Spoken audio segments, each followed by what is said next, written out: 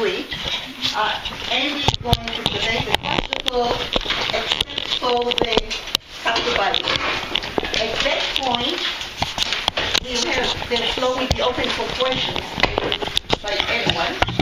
Then we'll go back to the capital budget and walk you through it. So that if you have any questions, you can answer them right away. Andy, the floor is yours. Thank you. All right, so first is just a flash report. First motion, we moved something from closed session to open session, and that was MRHS. MRHS moved into a bigger space. They paid us $275,000. That was spread over 30 years, so it's not as great a hit on our annual budget as we might have hoped. And how does that work?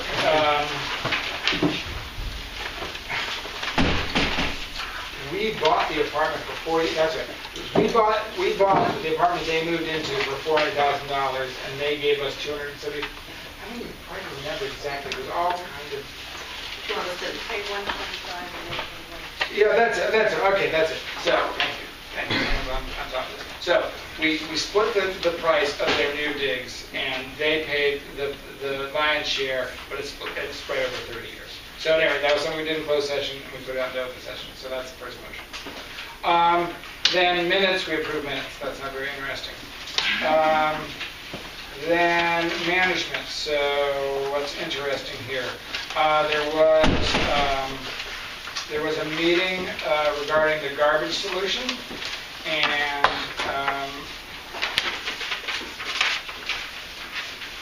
sorry, I did not study ahead of time, and this was a whole week ago. So yeah, this is basically, I have one, it took me a finite time to read.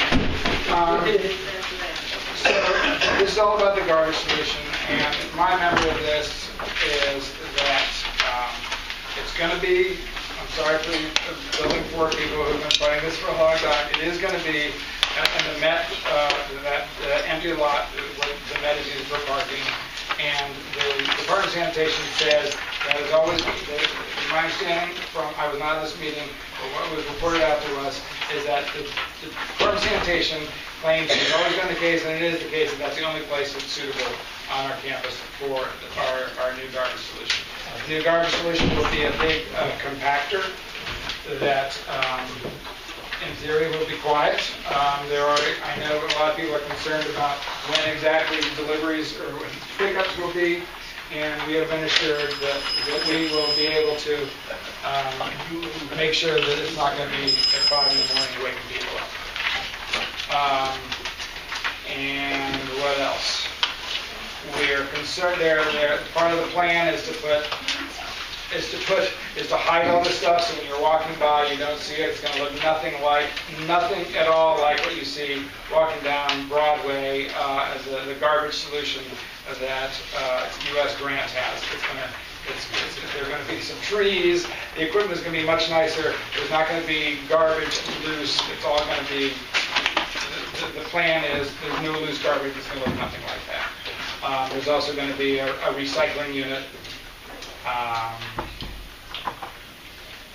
And there were some questions about whether this violates the lease that Met Foods has with us, and we've been assured by everyone who seems, but we've scrutinized their lease, and we don't believe that's the case. So that's that. Then capital projects. So these are all basically motions coming from management. The Cobra head light removals. So we have our old, the lighting we've had on campus, which is not unlike a parking lot from the 1970s. We are going to remove the ones that are attached to the buildings.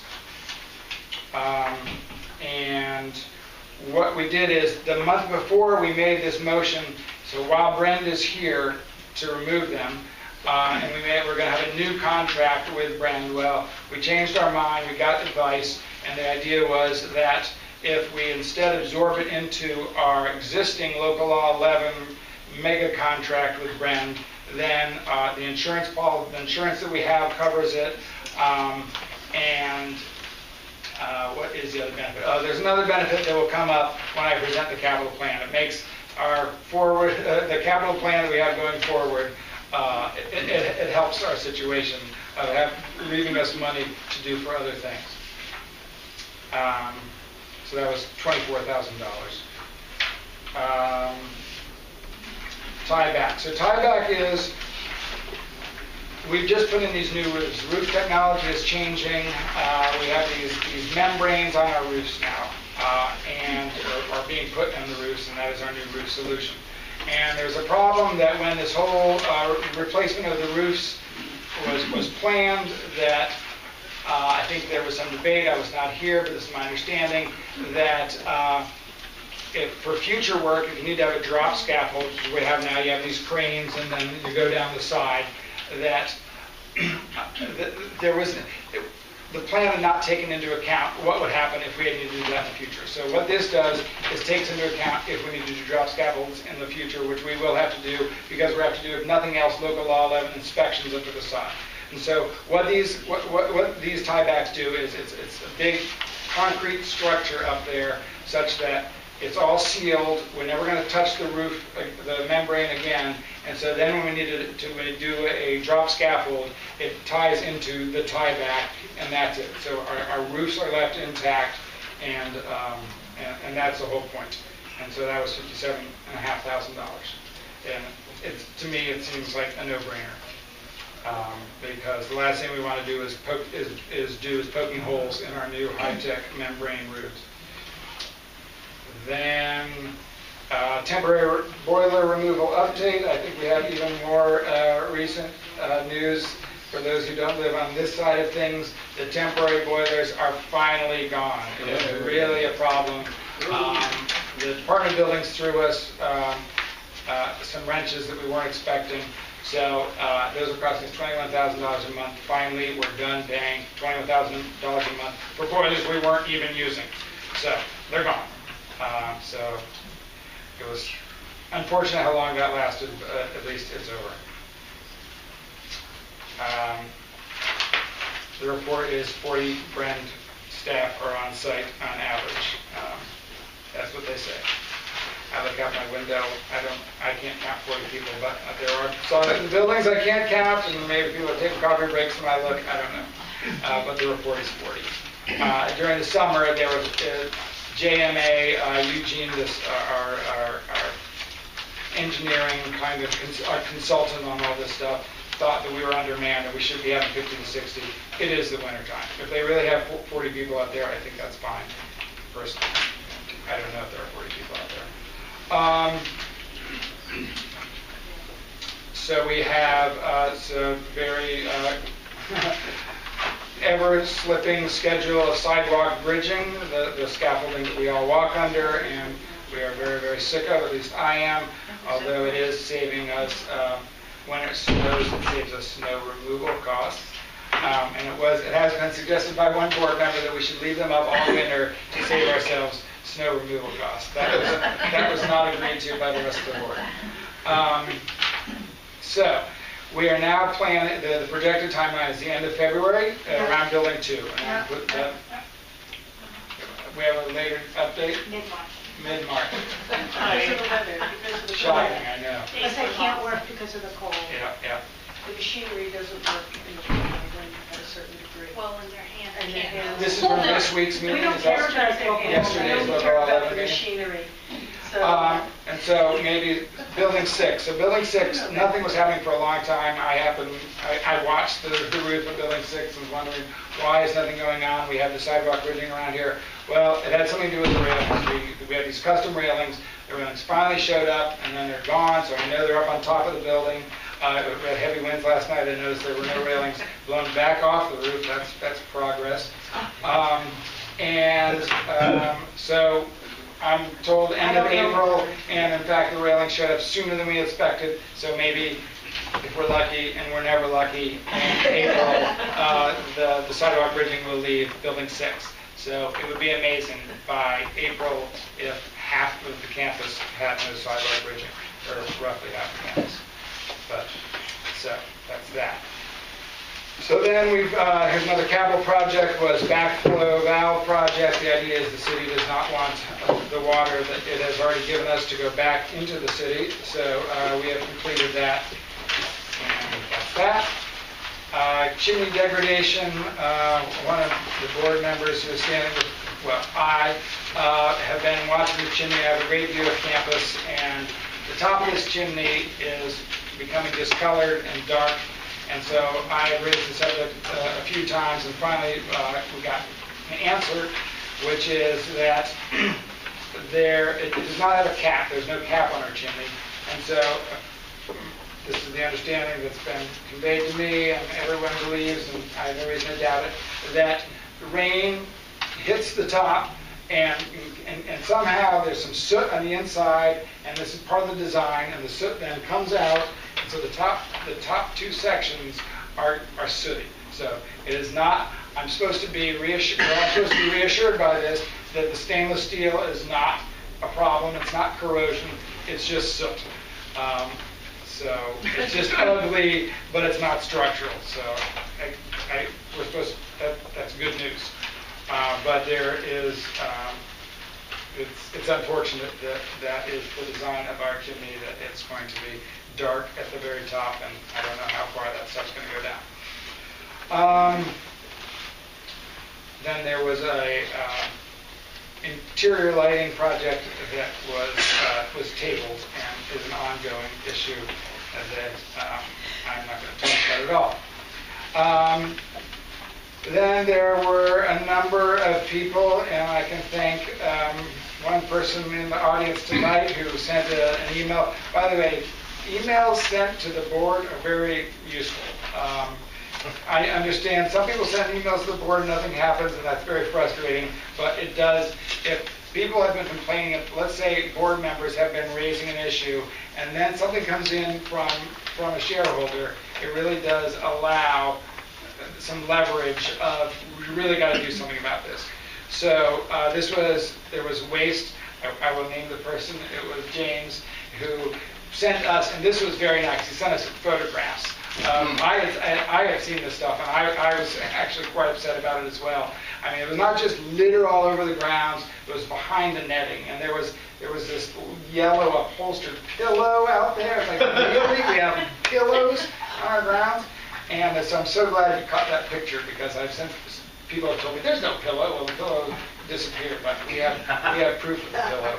And at any rate, so the subject was raised, and finally stuff's been picked up. And we were told there's now a program for picking up litter. There's another issue which is related to the mess of our grounds, which is equipment, Bren's equipment, so not litter, but something that's unsightly, and I believe they picked up a lot of it behind Building 6. They've been told that we don't really appreciate our grounds being a storage unit for their equipment, and so they have made some progress. But so if people see a lot of trash around, please take pictures, send it to the board, embarrass us all, embarrass management, and force them to do something about it. It's very appreciated. Whether you want to take pictures of dog poop and send that to me, I'm not quite sure. I have mixed feelings whether that would be appreciated and have a metaphorical value. At any rate, so maybe not pictures of dog poop, but pictures of litter. Go through Donna, by the way. What's that? Go through Donna. Right. Yes, that is the preferred. Donna does reliably send everything out to the board. So send things to, I think it's, and everyone should know. If people don't know, email me, andy.ackerman@gmail.com, and I can tell you Donna's address. I can tell you right now. Yes. MHHC board at MHHC board at Metro Time Bid. Warner TWC Aston. BIC. No one wants to write this down. It's on the website, There you go. mhhc.co-op. That's the easiest way to get it. So then treasurer's report, that would be my report. So we are in good shape. Not that long ago, we were not in good shape. We were projecting an operating deficit as of September or so. and there were big problems with fuel. We were spending too much money on fuel because of these temporary boilers. They're less efficient. So we were spending a lot more money on fuel than we had budgeted because we had not anticipated in the operating budget before last year that we would be running temporary boilers for pretty much all of the year. So at the time when the Finance Committee and the board agreed on this surcharge, which raised $100,000 over the year, it really looked like that was not done because we wanted to be in the black. That was done because we thought we were going to be in the red. And part of our agreement with our mortgage holder, Wells Fargo, is that we're not allowed to run deficits. We're not allowed to use the money we have borrowed from Wells Fargo to fill our operating deficit. So at the time when we it looked bad, so we did the surcharge. Turns out things got better. It's actually a little inexplicable. We look at our fuel costs, and in November and December, some reason, so that is now we're back on our regular boilers. We're back on BMS, which is the building management system, which is a way of controlling the heat line by line. So we're spending $200,000, it looks like, right now. So we're doing things on a cash basis. So basically, our auditors will come in the end of the year, and they do things on an accrual basis, which is those charges that were things that were associated with a particular year, expenses and income will be shoved back into that year. And so all the fact that sometimes you pay in one year for an expense from the year before, all those corrections are made by the auditor. So that will happen eventually. But that is not how we work in the Finance Committee. Everything is a cash basis. Where are we now? And looking at where we are now, somehow we're spending $200,000 less a month in November and December than we did last year. Last year was a very mild winter, a milder winter than this year. So is that something about the efficiency of the BMS? I know some people are complaining about being cold. I'm not particularly cold. The boiler. The permanent Last year- boilers versus. Last year in November, December, we that is a very good point. So maybe that is it. Maybe that is it. Sure. At any rate, we are right now looking at a positive variance of $400,000. So $100,000 of that is due to that fuel surcharge, but there's $300,000 that's either just looks like we're in the black or we are in the black, and it's mysterious at this point. So by the time our auditor looks at everything, we will know where we are for the year and why and how we got there. Right now, we're just looking at where we, how much cash we had on hand and how much cash we spent, and we seem to be in a good position. So to the degree that we do have a surplus, that money, I guess we'll have to make a board decision. I guess it's not an automatic decision, but I would predict that the board would decide to put that money back into the capital reserve. Because when we were running a deficit, there were a few years where we were in an operating deficit and we depleted our funded reserve. And so we the people using the operating budget, all of us, but the operating budget owes the capital reserve money. And so that whatever money we have that's in excess will be put back into the capital reserve. Then we had a boilerplate motion about retirement contributions. It's not interesting. He handed it to me, said, read this, and I looked at the dates and made sure it all made sense. We pay the money for our employees' retirement. Then this is the water conservation. This is something to take credit for, or credit and blame for. Not everyone on the committee voted for it. But at any rate, the idea is we spend a lot of money on water and sewer, $600,000. To me, that's a lot of money. Maybe compared to our $15 million total operating budget, it's a small amount of money. I consider $600,000 a lot of money. And it's 5% of our total maintenance income. Our total maintenance income is about $13 million. So I went to the New York City Department of Environmental Protection website, and they have a nice, they have a nice handy little table, which is how much does it cost for a dripping faucet, how much does it cost for a steadily dripping faucet, and so on and so forth. And so I just made I put together these figures, which is that basically, this isn't here in the report, but, oh, there it is. So this is in the second part, not in the motion, but the second part. So if we had one slowly dripping faucet and one seeping toilet, so that's the slowest leak on a toilet per floor, so 1 out of 8 toilets, 1 out of 16 faucets, that would cost us $36,000 a year. Now, if we, in addition, we have one steadily dripping faucet and one leaky toilet, let's say every 3rd floor, that would cost us another $114,000 a year, according to the New York City Department of Environmental Protection figures. So that would be, we're wasting 20% of our water and sewer on just water going down the drain. And yes, and well, I did. There was a little humor here, but I didn't read it very humorously at the time. I was just trying to get through it because these movies go on forever. But and it is a point that basically our sewage bill is based on our water bill. They assume everything, nearly everything that's going down the sewer came in from the water. And so when we're wasting water, they get us twice, because if we waste it, if we're bringing in extra water, then we're taking out extra sewer, and so they get us twice on that. So because of all that, and once again, that's 5%, yes, of our total income, our total maintenance income of $13 million, 5% of that is, so if you take the amount we're spending on water and sewer, it's 5% of our total maintenance income. So the idea is we are going to have management, the corporation is going to inspect every faucet and every toilet and every unit. And where there are leaks, they will be repaired. And the labor will be paid for by the corporation, and the hardware, which should be something like a flapper valve for $8, or these are inexpensive pieces of equipment, will be paid for by the shareholder.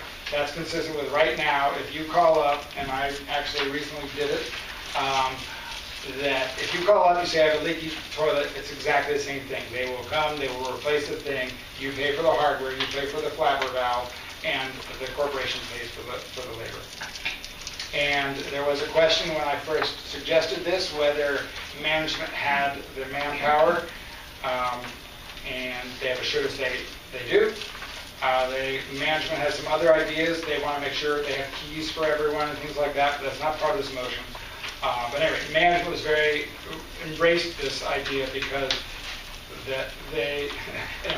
management was very happy about this.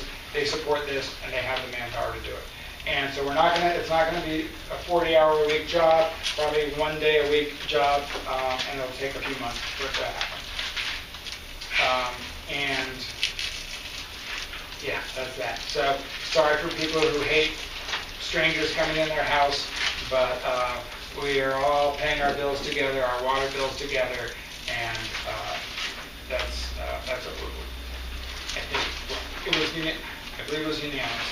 We don't report who votes on what, but I do believe it was unanimous. Not in the finance committee, but in the board. Oh, and then there was another issue. And when I originally wrote this motion, I said, well, this counts for the commercial tenants as well.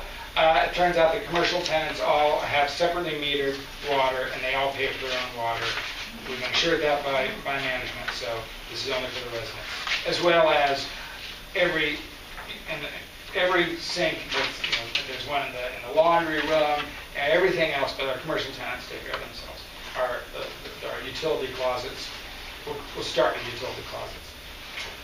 So the president's report.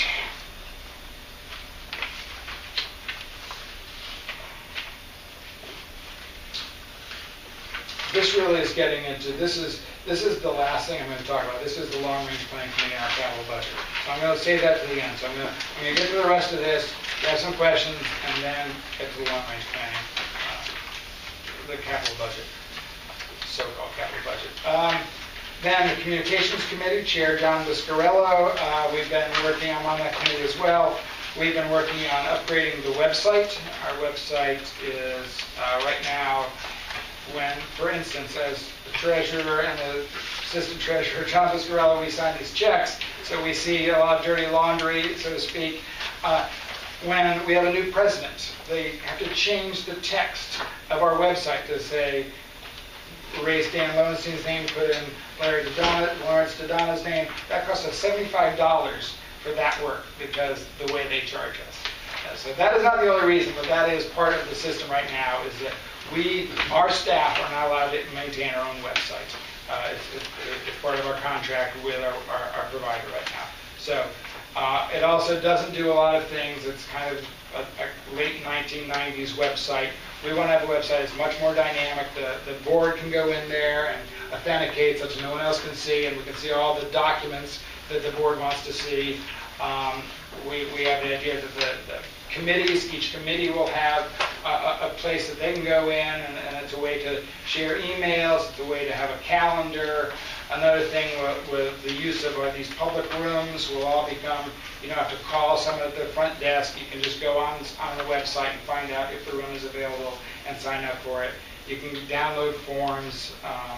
So at any rate, it's trying to bring us into a more current state of affairs, of having a more useful website, as well as, for instance, we had a water shut down because a main went down a month or two ago, and a lot of people were calling. The lines were busy because everyone was calling.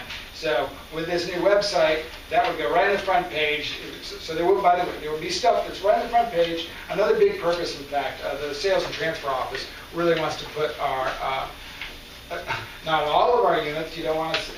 We have a lot of units for sale. We don't want to show how many units we have for sale, but we want to show some of our units. And so that is like the most pressing thing, is to get a new website up there that has real estate so that people can go to. So that will be public. There will be things like red flash. There is a water outage, and here's when we think it will come back. So you don't have to call. You can just, most people have a computer and they can go. We will make it so you can access it with your phone or your iPad and that sort of thing. But then there will be other stuff that shareholders, we will work out the details. The shareholders will have to provide probably the loan number that's on your Cooper Square bill right now. We all each have an individual account number. And so you would use that to go in to get stuff that we don't want the public seeing, but any shareholder can see. I think forms and things like that. I don't know exactly. It would all be worked out. But at any rate, so after quite a lot of meetings we've had, and John and Adam Gerson have had a lot of conversations with one of the people who bid on this, and so we are moving forward to hire them. And we're optimistic. Finally, Morningside Garden News. She brought a motion, whereas I'm just going to read this one. Whereas the latest issue of the Morningside Garden News contains numerous inaccuracies and baseless accusations, and whereas Morningside Garden News receives funding from Morningside Gardens, therefore be resolved that the board expresses does not endorse nor condone the opinions of Morningside Garden News, that it be further resolved that no funds taken through shareholders' maintenance may be used for the purpose of production or distribution of the Morningside Garden News. I understand concerns about the tone of the news. I understand the tone of the news. But basically, the counter argument that, in fact, I put forth at the meeting was that we make a budget in the fall. We approve a budget in November, December. We just did that. It was November, December, not very long ago. We approved a budget. There's $500 in that budget, which is part of the MGCA's $1,500 to be spent on the Morningside Garden News. So, to me and others, it's just not the right, the idea that in November we say Morningside Garden News can have $500 next year to publish, then in late December, after that decision was made, an article or more than one article comes out that angers people who are on the board, then to say, well, you can't have the money then. That was not considered by a number of us, including me, to be the way to go. So we don't make budget decisions in January, we make them in November. So next November, if it is decided, if it is agreed upon by the board to not give money to the Morningside Garden News, we'll make that decision at budget time.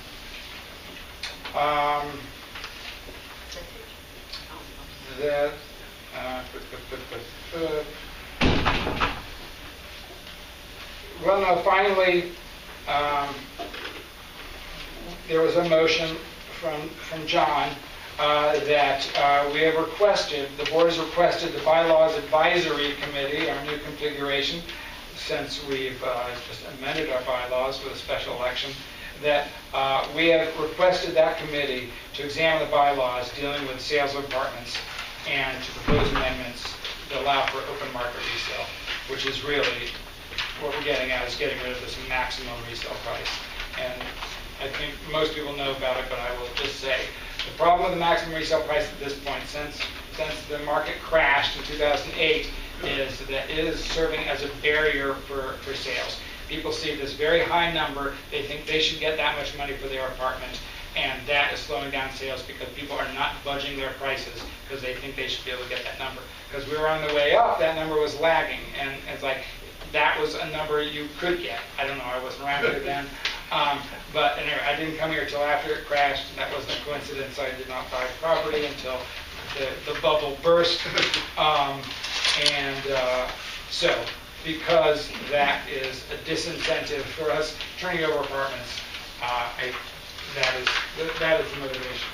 So that is to be discussed at great length in the future, and hopefully voted on by a Okay, thank you.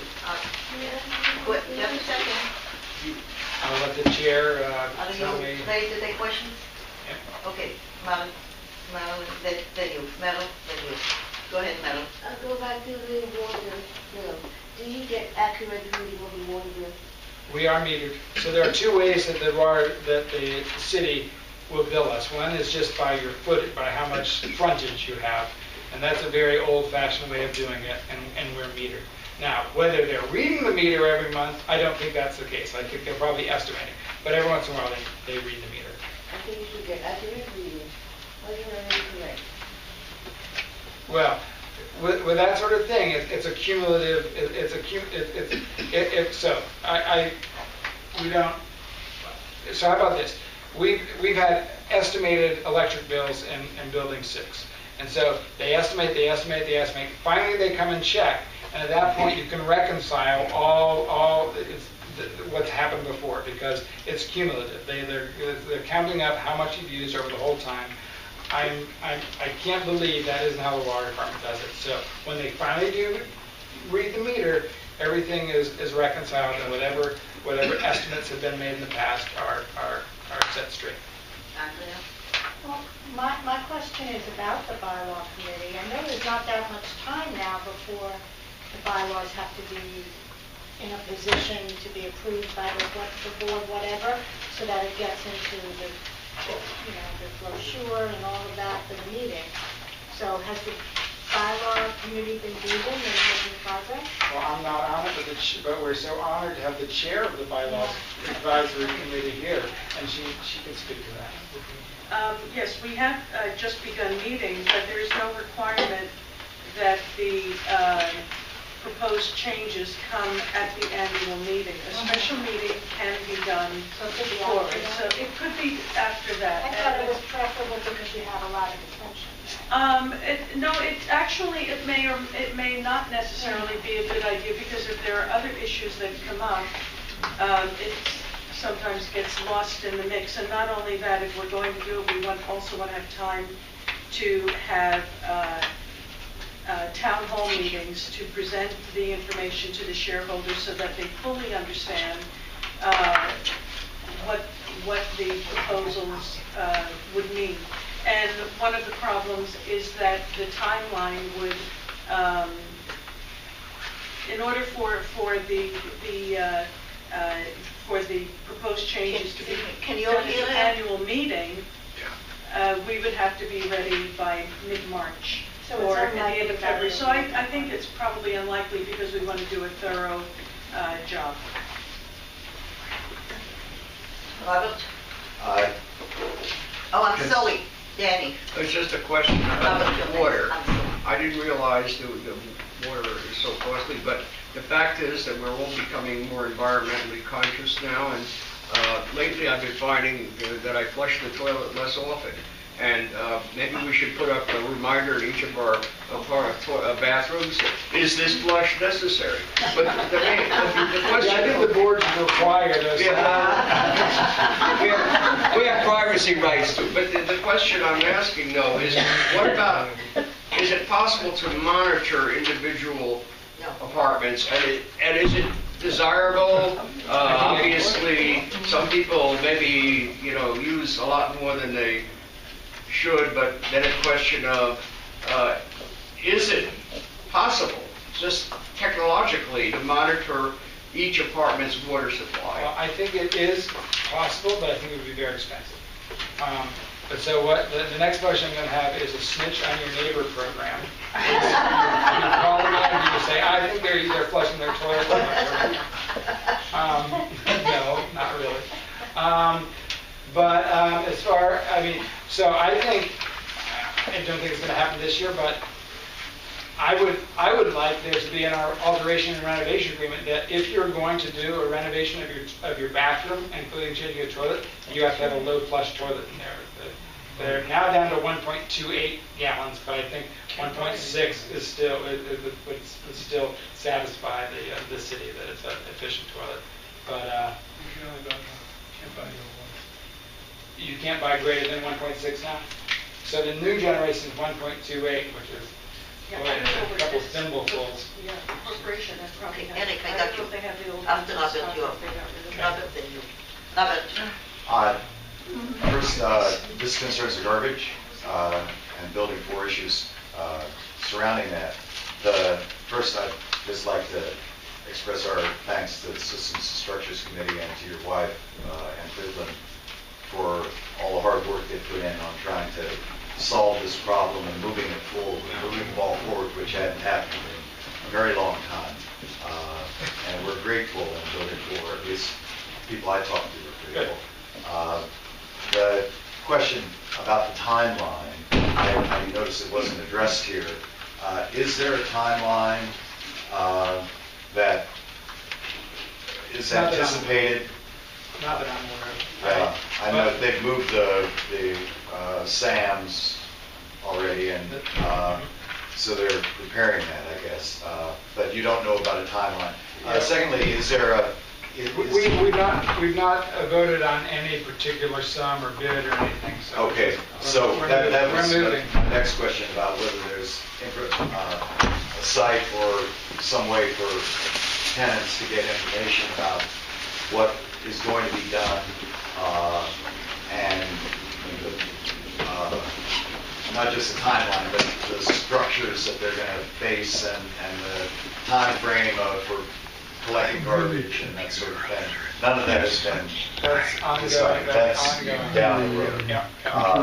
Okay. And because the last thing is Met, I take it, is going to continue to use that space for loading and unloading, and that, or is this a question that is before your Systems and Structures Committee about how that space is going to be used, whether maybe parking or some other... Well, they're certainly not going to be using it for parking. I don't mean Met parking, I mean our using it for parking. And has that been addressed by the committee? What the use of that other space is going to be? I don't think there's a lot of available space. I believe, my best understanding is they will be allowed to load and unload, even though my understanding is their lease does not, that's not what it is. They have some space along there that they could basically access the back entrance of the building along the side of the building. So there's nothing in our lease that says they can drive through and load into there. But they have been doing that for a long time. And my understanding is, John, you're on that committee. Is that correct? That the idea is that Met will be allowed to continue to load and unload? I think according to the board meeting, that was what we decided. Yeah, that was my understanding. So, But they're not going to be parking in there anymore. but that isn't anything contractual, and if the board were to decide that an alternate use of that space were in the interest of Morningside Gardens, then we could do so. That's our space. Yeah. They have very little, as far as the lease goes, they basically have a little, right against the building, they have access to get around to the side of the building. Yeah. That's all that we're contractually. Okay, but you don't have any plans for use of it other than simply putting garbage, the new The garbage. garbage, the there? recycling, there's some debate Yeah. about composting. Yeah, okay. So that's all up in the, is part of the continuing discussion? Yes. Thank you. Eric? Yeah, well, my recollection about the toilets is that all of the toilets were replaced at one time, precisely in order to save water. In the middle of the action, they ran out of the toilets from the original contractor, and they had to go to another contractor. And I started to complain about the function of those toilets right from the beginning. Nothing was ever done about that. I wonder whether the board was aware about what the background of the replacement of the toilets is. I think probably very few members of the board know the background of the replacement of the toilet. I know what a 1.6 gallons is, and the tank in my toilet is far greater than 1.6 gallons. I also have a little very kludgy solution where there's a wall in there such that some of the water never drains. So I do not have I don't know when that was done, the 90s? It was before, I believe, 1.6 gallons was the standard. So just a minute, okay, I have you on mute. Okay. If you could write us a chapter of the history of toilets in Morningside. Not now, please, not now, thank you. Marie? A couple of questions. One in regard to the electronic communication. Excuse me. What arrangement is made for people who do not have a computer or use it so irregularly that, announcements of water shortage? I mean, will there continue to be posted some floor by floor or something like that? I would think that there will continue, Not I think individual the votes. details are to be determined, but we are certainly aware that not everyone has a computer. Thank you. And one other question. I appreciate, in regard to the MG News, that the board expressed that it does not endorse nor condone the opinions. That is certainly a better reaction than suggesting that you can't change the budget after you made it. That's a pretty weak excuse. You change it all the time when you have to. No, actually, we don't change the operating budget after we've made it. You never changed a line in the operating budget? Not in January, no. I've only been here a couple of years, but we've never changed the operating budget in January, no. Anyway, I appreciate it. Okay. Next, Marsha?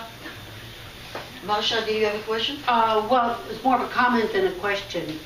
In my apartment, I got a frantic knock one day. The apartment below me is empty. Maintenance had gone in for some reason. They found that due to the leaking of my toilet, the bathroom downstairs was totally destroyed. The walls were shot. So there, I think, that's not unique. It's a lead vent. It's lead vent, whatever it was that was Yeah, it's a lead leaking. vent. It didn't seem to surprise our maintenance people because they have a lot of leaks like that. Yeah. So I think this inspection, of what's happening is really needed. Right.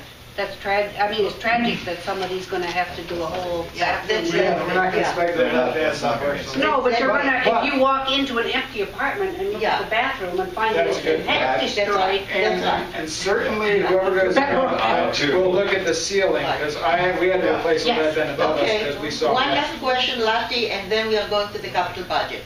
I'm sorry. It's 8:30. Go ahead, Lati. I want to answer about the water. we have 3 faucets in two room apartment.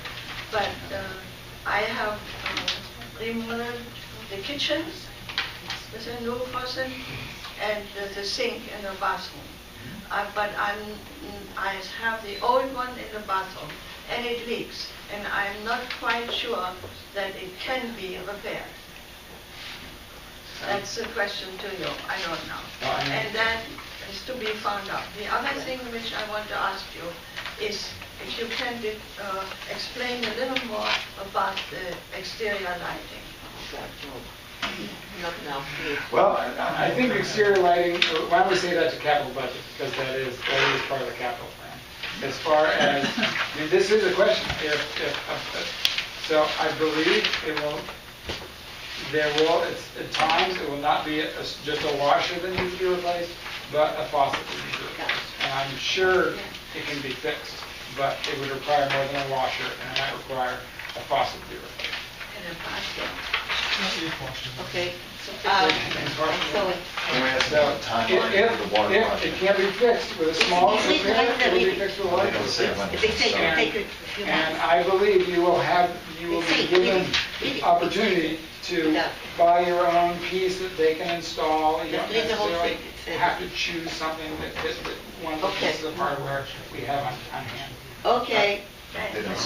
Sorry. Thank you. All right, now we are moving to the capital budget. By the way, after the meeting adjourned, we are going to have some refreshment, so everybody can stay around and eat something and talk to people and enjoy the company of each other. Okay. Yep. So the first thing is... everybody got it? Now, I look first at the part, right? The second part. Good. Thank you. So I think the important thing is a primer that will be painful for a lot of people to listen to, but just so everyone understands. We have 2 types of budgets, or two types of expenses. We have operating expenses, we have capital expenses. So operating is things that we do every year, every month, paying our employees, buying our fuel, taxes, sewer, water, regular expenses. And so that's what our maintenance pays. Mostly that's paid for our maintenance. There's also income from our commercial tenants, and there's one other piece. Garage. Yes, the parking is the other major piece that is our operating income. So then there's capital budget. Capital budget is for mostly big projects, but things that are done not regularly, not on an annual basis. They're not considered maintenance. So local law 11 is a big capital project. Replacing sidewalks is a capital project, because we don't do that every year. Things that depreciate. There's another advantage of the capital expenses. We pay no sales tax on capital expenses. Something I learned at the CNYC workshop this year. What's that? No, that's part of capital expenses. We don't pay sales tax. So now, how do we pay for our capital expenses? There are different ways in different co-ops. Some co-ops just assess. It's like we need to replace our roofs. We're going to get however many dollars we need from each shareholder. And the advantage of such a system is there are no bankers involved. You have to pay interest to the bankers. The disadvantage is you have to ask for a lot of money out of people's wallet all at one time. We don't do that. Instead, that is not our I've only been here for 3 years. There's been no capital assessment as long as I've lived here. Instead, as probably everyone is aware, that we've taken out a loan recently, and this is not our first loan. And that loan is to fund our capital expenses. There is another, we do have an income stream, which is flip taxes, which is, the last few years, about $1 million a year. That goes straight into the capital budget. So that is our big income stream. That is unreliable. We cannot predict going out in a forward year and years in the future how much income we're going to get from flip taxes. But we do know how much money we have in the bank. So I and the other candidates, one of our campaign points last year was that there was no apparent attention to the capital budget or the capital expense plan last year. I was in fact on the long range planning committee last year. We met once, we never discussed the expenses. So one of the things I was hoping would happen this year is that we would come up with a new plan of where we are, how much money do we have, what are we planning on spending. So I consider this a great step forward. I would not say it is without flaws, but it is a great step forward. We have it on two pieces of paper, or two sides of one piece of paper. I also, so Long Range Planning Committee, President Donna is the chair of that committee, so he has directed this activity, and I applaud him for that.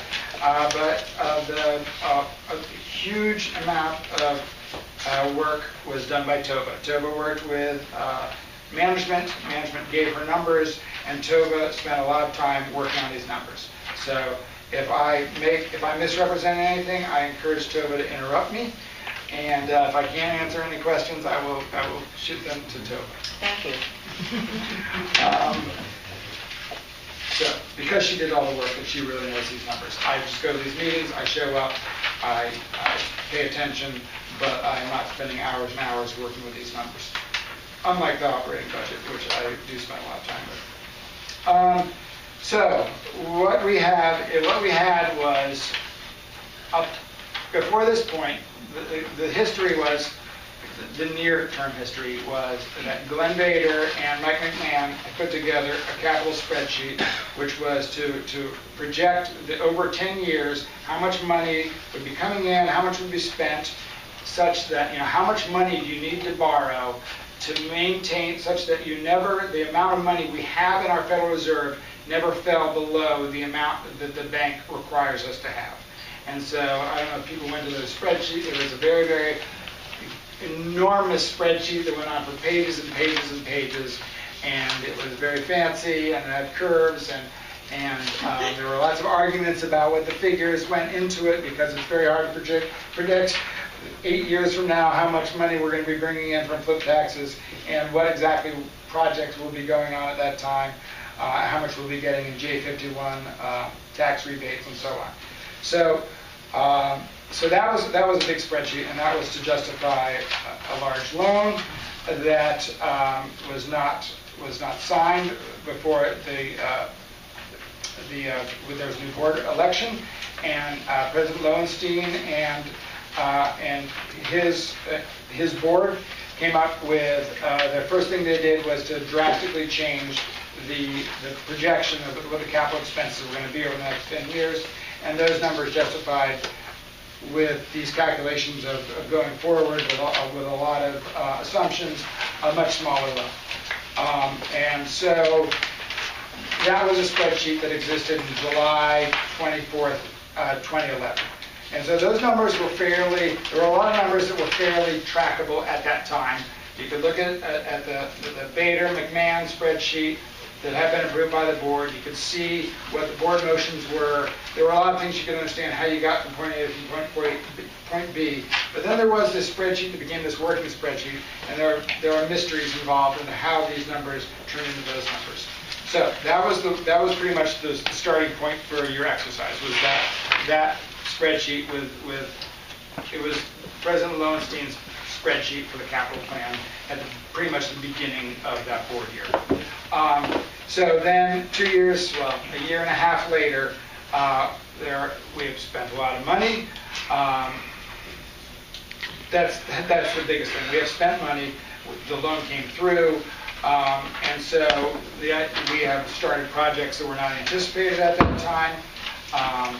And so that's what this spreadsheet is to take into account, like where we are now.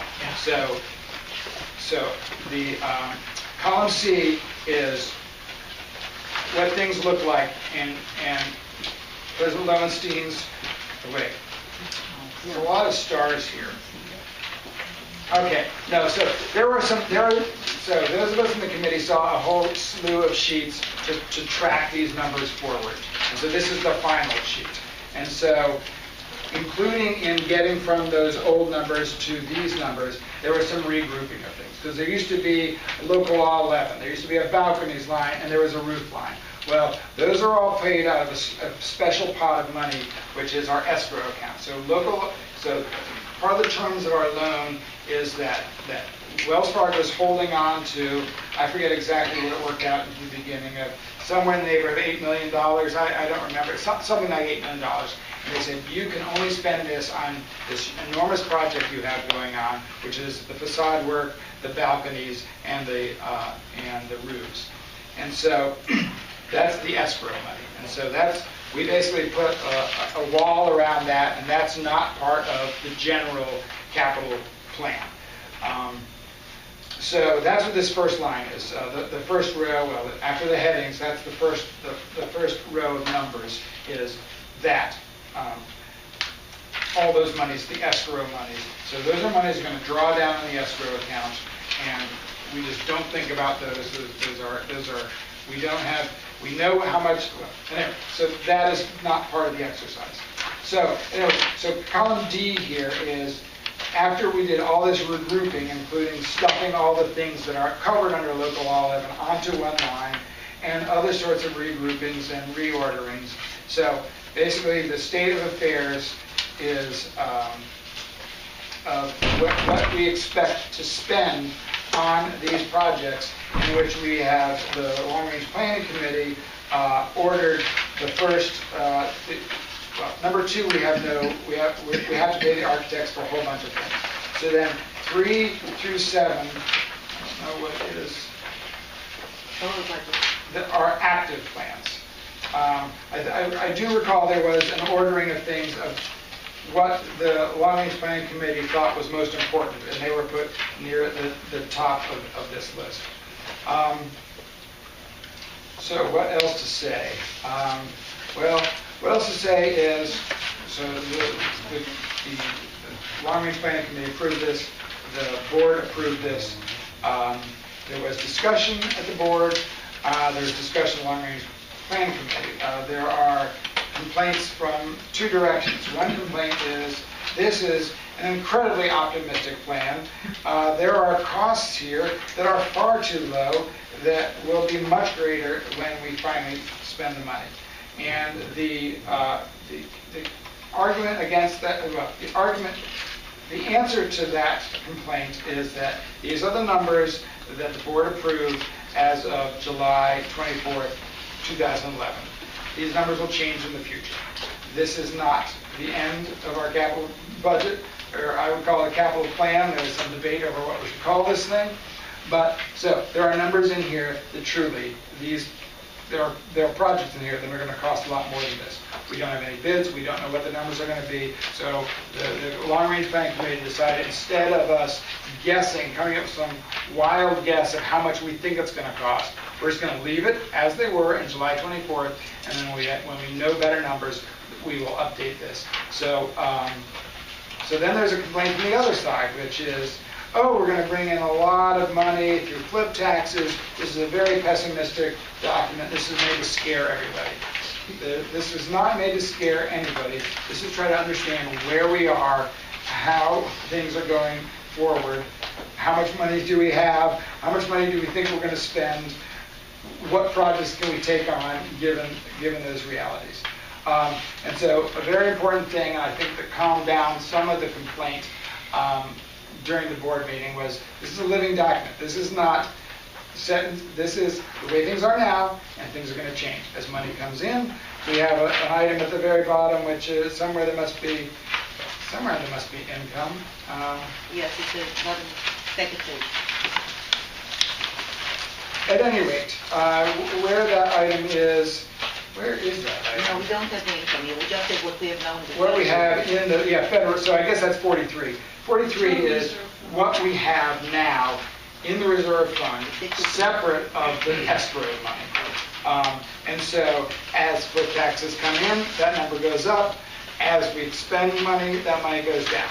So these monies, so the idea is that the Long Range Planning Committee will take stock of what what has been approved. Every time the board says, we're going to spend money on this or that, that's a capital expense, the long-range planning committee is going to update this. And then the plan is that on a quarterly basis, we're going to come back to the board and say, here's all the stuff you spent money on. You said we should spend this much, and we don't have the money, and so we propose to take it out of this other thing that we think is a low priority. So this is a living thing going forward. There will be many more negotiations about how the numbers change in the future. I'd like to add one thing. May I speak? Okay. Please look at, after the regrouping of projects, there is a column says over budget. Can you say that? Yes. Okay. Column E. Column E, I don't think it's the E. You guys don't have that. It's not here. Okay. So here you can see there are 1, 2, 3, 4, 5 items that we spent on that were well over the budget. If you look, for example, on line 30, can you see line 30, everybody? Chimney and temporary boiler. There was no money allocated for it initially in the July 24-11 budget. Can you see? It's empty, okay? Look at line 30, please. Line 30, there are lines on the side. Can you see them? Yes. Okay? Can you see line 30, everybody? Yes. Okay. Go to the column project, regrouping of budget. There was no money there in the July 24 budget, okay? But we spent on it $654,180, okay? Now, this money had to come from somewhere. So it was taken out of the funded reserve. And if you continue on line 30 and look at the comment, what we say here, money to pay for these two items, that means chimney and boiler, is transferred from contingency, line 34. Okay? Now if you go down to line 34, you can see contingency, that when July 24 had in it $2,625,000. Can everybody see it? Yes. Okay. So what we needed to do was then to reduce it by the number by 1,438,000, because all those 5 projects that are in the over budget column add up to a deficit, so to speak, of 1,438,000. So this money was taken out from contingency. So today the contingency, if you go to the last line, which is what the board approved now, you see that right now our contingency is 1,187,000. Okay? Can you see that? And we also have in it, we say transfer from this line, 93,000, so on. So this gives you the sense of what it looks like. So if you want to go home and really study, you'll have an idea of what we are doing, what it's all about. And if you have any questions, ask us. So I just want to add one thing to that. So as we add on new projects that were not part of this, or numbers become more realistic and maybe larger, we will draw down on contingency. And we have 1.187 million more to go. Eventually, that number will go to 0, and then we'll have to start taking money from projects that were intended to be funded. Okay, question. Sorry. Andrea. Sorry, pessimist. Andrea, then Bravo. I don't know if there's an answer to this question, but based on where it's at now, and particularly just going over the fact that the contingency is less than half of what it was a year ago, and from what you said that a lot of these prices are not realistic. As far as line 24, the master plan non-discretionary, which includes things like road repair, I'm assuming, interior paths and such, given the fact that things are so tight, if there's $2 million allocated to that, for everything that would sort of need to be done now, is the thought that if like a really proper job of repaving and fixing the paths inside properly and not patching it, that would probably cost $1 million. Is the feeling that it should be done properly at this juncture, or do you think that the plan will be we don't have the money to do it properly, so we'll do the old Morningside usual way and patch, the Morningside way, so we patch now. It doesn't look very good, and we'll have to do it again in a few years, but we don't have the money now. I mean, is the thinking to do it right and skimp on the other things, or you think it's going to be a patch job again? Yeah, it's beyond the scope of this. I mean, this is just, like where we are, that's a question for how will the board come to its decisions. And So I think it's a function of whoever's sitting on the board will decide whether we get a patch job or we do it right. I think that's really the net result. I mean, I can't answer that. This is a question that goes back a little bit, and I'm not sure you can answer it, but, and it has to do with the local law 11 and the different ways in which the monies were allocated for local law 11. It was my understanding that in the beginning, the balconies were not included in local law 11, and they got shifted into local law 11. Is that correct? Well, you're getting into history before I got here, so I'd leave it to someone who was paying attention and here before I got here. Okay. By law, local law 11 is only facade. Okay? Okay. This is the local law 11, facade. Facade. Okay. Not roofs, not Not balconies. roofs, No. not balconies, Okay. not pipes of balconies that we needed to pay 14 floors. Local law 11, the definition is facade, period. Okay, so Let me finish. Okay, now, so when the engineers were here to draw the specification for local law 11, they looked at the facade. Okay? Now, the possibility that some terraces or balconies might need work, we considered at the time. It was not included in the local law 11 contract. But what was included was alternate, which means we had asked all the bidders to tell us what would they charge us if we need to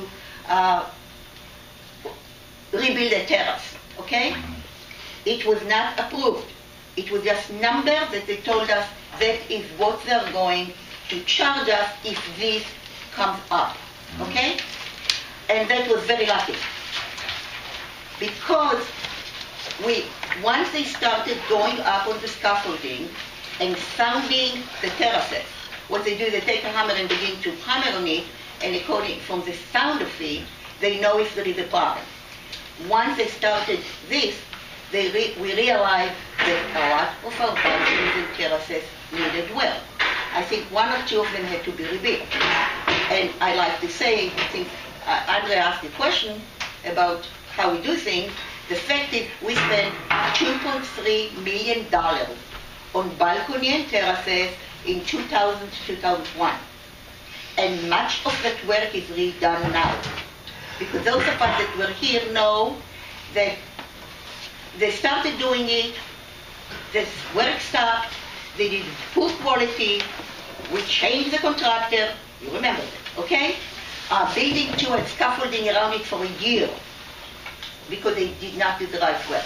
So basically, the issue is penny wise, dollar foolish, or do we do it the right way? But this is a question the board will have to decide when they go to other projects. That's what it's at, okay? So it turns out we need to do the balconies. Lucky for us, we've gotten very good prices from Brand on it.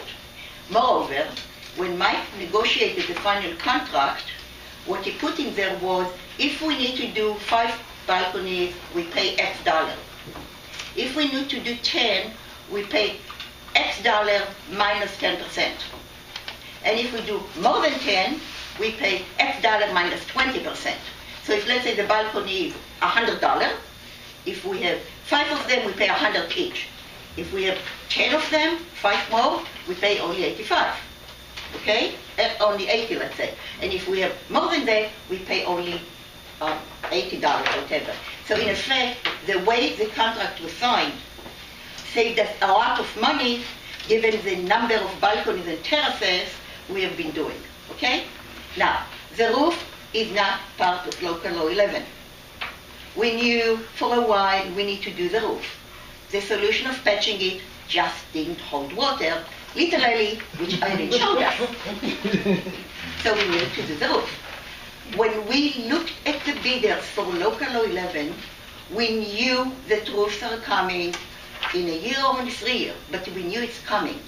So when we went for due diligence to see every one of the bidders, we checked roof work that they have done. Okay? So when the roof came up, we already knew from what we have done before, from our investigation we did before we chose the contractor, that Brent had done a very nice work on the roof. And effective, when we had Sandy now, the only roof that was finished was building 1. It came out with flying colors. Nothing happened to it. It stood the 80 miles per hour wind of Sandy. Okay? So they've done a good job on it. So this, again, was something was added. But since we asked Brent to do it, it goes under the same local law 11 project because it gives us the same insurance, it gives us the same warranty. It's better for us because we got to like a global insurance, a global warranty on all the work. So we don't have to run to different places for it. Okay. Could I, a couple of comments or questions. Given that, if I recall, Yvonne said that the balconies and terraces were maybe 40% of the total cost of the total project. I don't know whether that's true or not. We will, let me stop you right now. But just a minute, let me finish. And given the fact that I think a lot of shareholders are confused about what is local law 11 and what is not local law 11 and what is required and what was the board decision rather than what a city requirement. It seems to me that transparency about the costs of the different aspects of what you call local law 11 project is should be part of the finance committee's responsibility in giving that information to the shareholders about what has cost what and what decisions the board made to go ahead and put these discretionary projects under the umbrella of local law 11, which are not required by the city. If I'm understanding her correctly, maybe you can respond to that.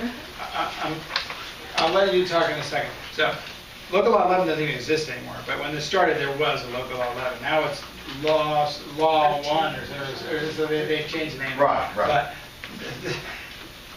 I don't think it's accurate that this was discretionary work. I really don't. I mean, crumbling balconies that drains are not working. I don't think that's actually. Well, you could make different decisions. You could destroy them and leave them without balconies. Yeah, another option would just destroy the buildings and build new ones, and there's already. And the city would not have cared one way or the other. Okay, I think that's actually not an option. But the question is there going to be a transparent accounting of all of the different funds spent on the project? There are 3 people talking at the same time. By the way, the finance committee does the operating budget, so that's Okay, not our so job. that's not your That's not our job. Okay. The auditor, actually, our auditor does not only our capital, our operating budget, but they also look at our capital budget. So there is a third party who looks at this, and they give us a report every year over what happened. So there is transparency in our annual report of the audit of what money was spent on what. So The annual report then would have it. The For audit. last year, Yes.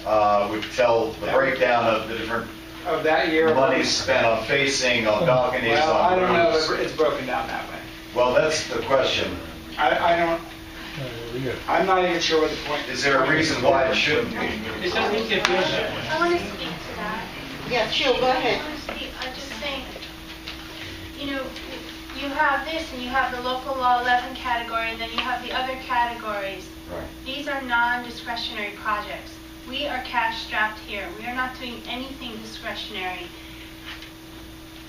You know, as she said, doing the roofs and doing the balconies and doing the windowsills benefited us tremendously to put it under the contract of local law 11. We got better prices, we had insurance, we had all sorts of benefits to us. Well, especially if you have a And balcony or more- terrace. No, please don't interrupt me.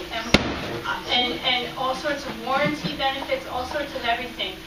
And it benefited us to have it done by the same contractor, because it didn't mean a second person then erecting scaffolding.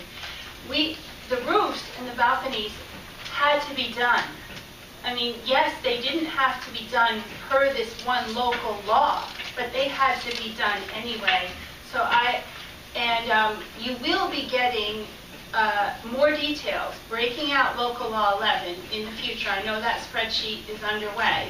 So if that's what you're interested in seeing, you can see. But I'm just, to look at it as if, oh, we could have just done that, and we didn't really have to do these other things. No, I wasn't I'm implying saying that. I was asking a question about the Yeah. transparency of the cost for each element of the project, pointing out that, one, to call it all local law 11 is somewhat misleading. We don't want to start having 21st floor people who get roof leaks and people with balconies and terraces. We don't really want to pit them against people who don't have those problems. You know, I understand that there are Okay, I things think, that... I think that's enough. We have keep the same. I want to say one more Yeah. thing. It's like spreading out, saying that money was spent on the balcony and that money was spent on the facade. Well, in fact, there was money spent putting up the sidewalk bridging. There was money spent putting up the drop scaffolds. How do you say which money that went into putting up the scaffolding and all those costs that were shared among these projects? How do you apportion it between those things? So Yeah, I mean, somebody that's can come up with numbers, but those numbers are a little fuzzy.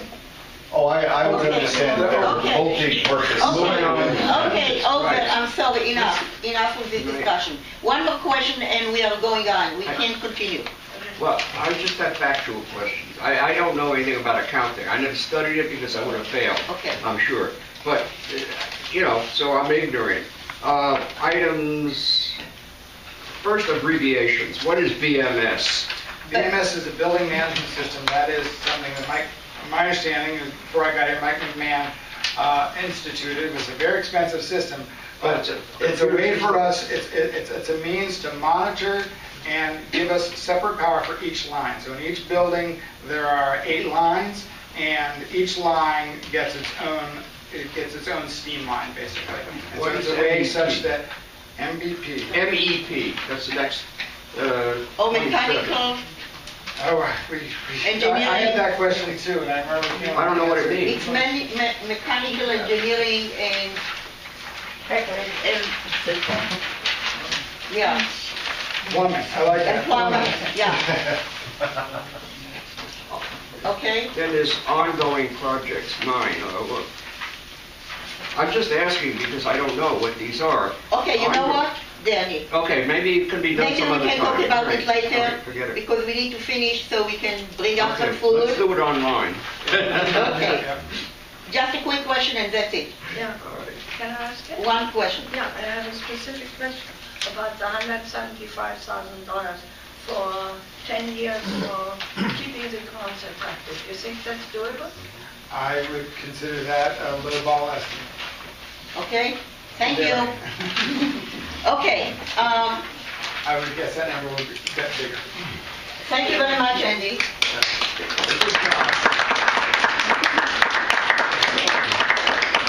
Thank you. Okay, we'd like to finish, so I didn't have on the agenda a line for approval of minutes.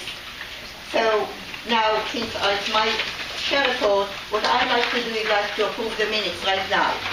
So I did not get any comments from anyone on the minutes itself, so I assume that people are ready to approve them. So let me just read the names of the people that were eligible to vote for each one. November 29, Skip Delano. Okay. Yes, no? Oh, yes. Yes, okay. John Mercer, Yes. Erwin Watson, Yes. Lucky Strauss, Yes. Marie Wilson, Yes. Barbara William. Yes. Henry, yes. Bernard is not here today, Bernie, okay? I'm here, take like... Oh, yes you are. Sure. Welcome. Okay, no problem. Joy Cook, Leila Elder, Yes. Roland Miller, Yeah. Ann Jackson, Yes. Linda Vender, Yes. Marsha Duffy, Mary Sheldon? Yes. Okay, unanimous. Madam Chair, a question. Did I hear that Roland Hiller voted? He was an alternate at that meeting. He would alternate for Kevin, yeah. Okay, Yeah. thank you. I It's under alternate, yeah. I wasn't aware of Yeah, that. Thank you. alternate vote, remember? Okay. January 7, 2013 meeting. January meeting, January 7. Kevin Bradley, Yes. Andrea Benker, Lucky Strauss, Yes. Barbara William Henry, Yes. Maria Wilson, Yes. Bernie, Bernard, Joy Cook, Yes. Ann Jackson, Yes. Marsha Duffy, Yes. Mary Lou Sheldon, Thomas Franklin. Okay, that was good. Thank you. Now, now, Madam Chairman, I'm sorry to Yes, ask another question. sure. But when there's not a quorum of people to vote, There is a quorum. can we, well, there were only 11 votes for that second one, and that's less than a quorum of our No, but membership. it's more than the quorum of the people that People were- attending. can- Thank you. The quorum is the number. Thank you, I Okay? understand. Thank you, Marie. Clarification. Okay, most of you got by email the schedule of the meeting to the next until June, and there were a couple of typos in it, so if anyone wants a real one, you can all take it, move it around, and you can keep it. You can have a copy. I don't know, just move it around, it's okay. Okay, now, building report. Any building report in 1, 2, 3, 4, 5, 6? Okay. Any new business? Okay, if not, we are adjourning the meeting. Where's the refreshments? Before you Yeah. I want to make mention that... Oh, I'm sorry, come on. That's all right. I'm representing the Elections Committee, and I'm here to advise you that we're going to have an election in May. Really? Oh, okay. If there is anyone here interested in running to the board or the Board of the Elections Committee, I have applications now. I'm sure you've all seen our notices around the campus. So you can call any one of us or email, and we'd be glad to have you. Okay. Thank you. Okay, the meeting is adjourned. I'm running from bill collectors. I said I'm running from bill collectors. I'm only kidding. How do we set up this? You know what I mean? Wait a I second. You do the total. I think you said something to me, but I was going